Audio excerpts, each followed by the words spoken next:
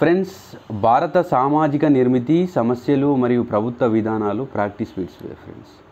మొదటి లెసన్ నుంచి the culture of cities, ప్రసిద్ధ గ్రంథ రచయిత the culture of cities Lewis Mumford. Caste అనే ఇంగ్లీష్ పదం కాస్ట్ అనే ఏ భాషా పదం నుండి ఉద్భవించింది? స్పానిష్. క్యాస్ట్ అనగా తెగ, జాతి, వారసత్వ లక్షణాల సంశ్లిష్టత, వారసత్వ లక్షణాల సంతతి. కాస్టస్ అనగా స్వచ్ఛమైన.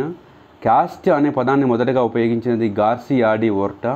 అణగారిన వెనుకబడిన కులాలకు ప్రభుత్వ ఉద్యోగాలు, విద్యా సంస్థలతో పదవులలో 69% సీట్లు కింది ఏ రాష్ట్రంలో కేటాయించారు? తమిళనాడు. ప్రపంచంలో ఏ సమాజంలోనూ లేని ప్రత్యేక లక్షణం మన హిందూ సమాజంలో ఏ వ్యవస్థ ఉంటుంది? కుల వ్యవస్థ.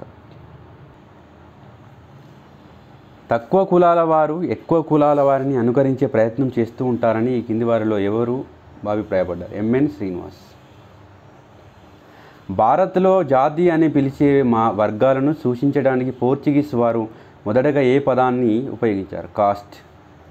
కొన్ని సమూహాలు లేదా కుటుంబాలు కలిసి ఒకే పేరుతోనూ ఒకే విధమైన వంశానుక్రమంతోనూ ఉండి వంశపారపర్యంగా ఒకే విధమైన పేరుతో వ్యవహృతమైన సాధర్మంతో ఉండటమే కులం అని నిర్వచించిన వారు రిస్లే. కింది వాటిలో సరైన వాక్యం.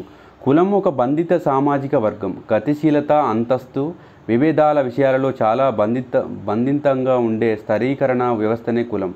లుండ్బర్గ్. కులం ఒక సజాతి సమూహం లేదా సజాతీయ సమూహాల మొత్తం కులం. బ్లంట్.